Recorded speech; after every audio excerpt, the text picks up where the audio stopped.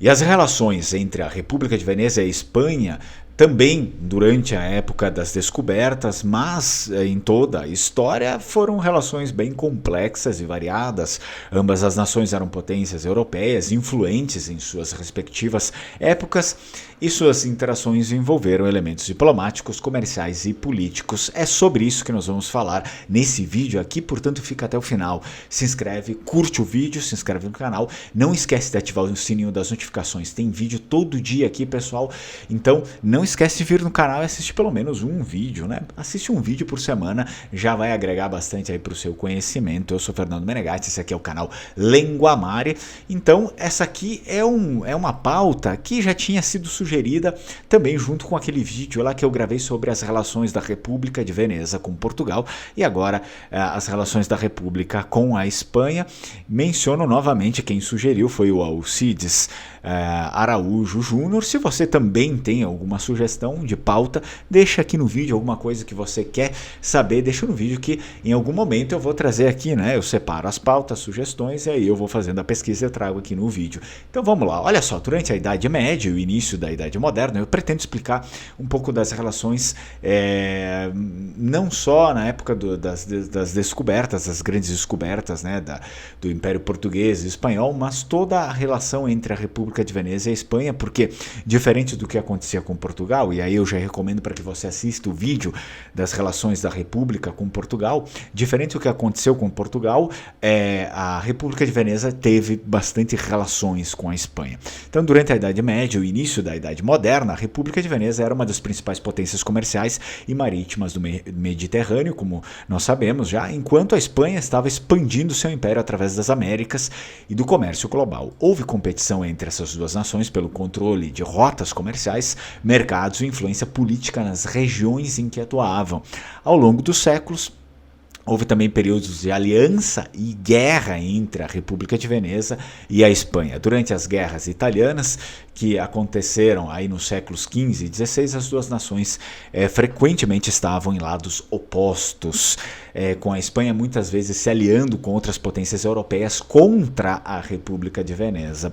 No entanto, em alguns momentos eles também estiveram em aliança temporárias para enfrentar ameaças comuns, né? Ameaças para a República e ameaças para a Espanha. Apesar da competição, também houve relações comerciais entre a República de Veneza e a Espanha. A República importava produtos espanhóis, como lã e metais preciosos, enquanto a Espanha tinha interesse nos produtos de luxo e especiarias que a República de Veneza obtinha através das suas rotas comerciais no Mediterrâneo.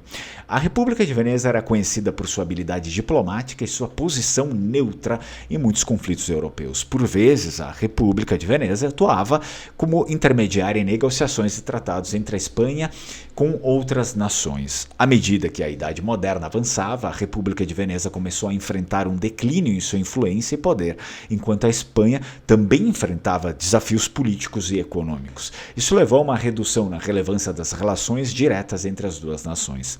Em resumo, as relações entre a República de Veneza e a Espanha foram marcadas por competição, alianças temporárias, conflitos e interesses comerciais compartilhados. Essas relações foram moldadas pelas complexas dinâmicas políticas e econômicas da época e, embora não tenham sido centrais para as histórias individuais dessas nações, elas desempenharam aí um papel em eventos e desenvolvimentos europeus mais amplos. Quando eu digo centrais, por exemplo, não foram inimigos assim sedentos que ficaram se enfrentando a história inteira. Havia ali uma confusão às vezes e aí acontecia, né? Acontecia que, mas não era nada, por exemplo, como a República de Veneza contra o Império Otomano, que foi exaustivo ali, né?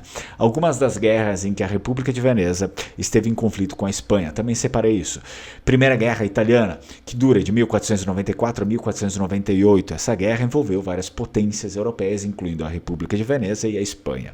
A Espanha, sob o comando de Fernando II de Aragão, lutou contra a República de Veneza e outros poderes na tentativa de expandir sua influência na Península Italiana. a Guerra da Liga de Cambrai, que dura de 1508 a 1516, também conhecida como a Guerra da Liga Santa. Envolveu várias nações, inclusive, incluindo a República de Veneza, a Espanha e a França. A Liga de Cambrai foi formada principalmente para conter o crescente poder da República de Veneza. A Espanha, sob Fernando II de Aragão, estava entre os membros da Liga que lutaram contra a República de Veneza. A Guerra de Creta, de 1645 a 1669. Essa guerra foi travada entre a República de Veneza e o Império Otomano, como eu havia falado, mas a Espanha, que estava sob domínio dos Habsburgos espanhóis, também esteve envolvida indiretamente em apoio agora à República de Veneza. O conflito envolveu tentativas de conquistar a ilha de Creta, que estava sob controle vêneto pelos otomanos.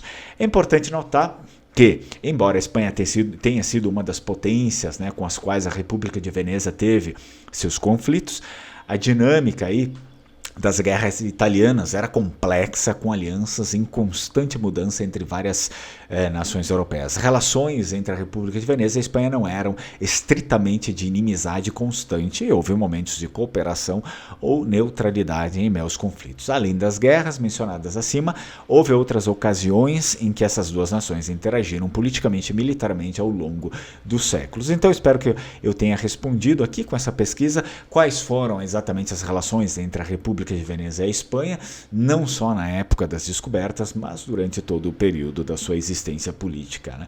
Da existência política da República dos Vênetos, que aí depois, como vocês sabem, acabou se tornando um pedaço do reino da Itália depois, né? Enfim, depois de 1100 anos, aí até para mais.